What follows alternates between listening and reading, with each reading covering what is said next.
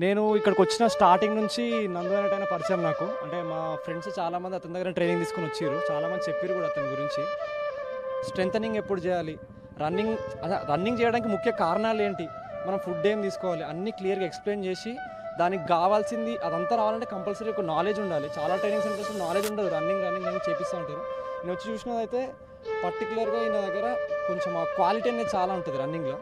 ఆ రన్నింగ్ చేయడానికి కారణాలు ఏంటో వెతికి ఎవరు ఎట్లున్నారు స్టూడెంట్స్, ఎవరు వీక్ ఉన్నారు, ఎవరికి ఎట్లా నేర్పియాలి, అది క్లారిటీగా ఉంటుంది ఇతని దగ్గర.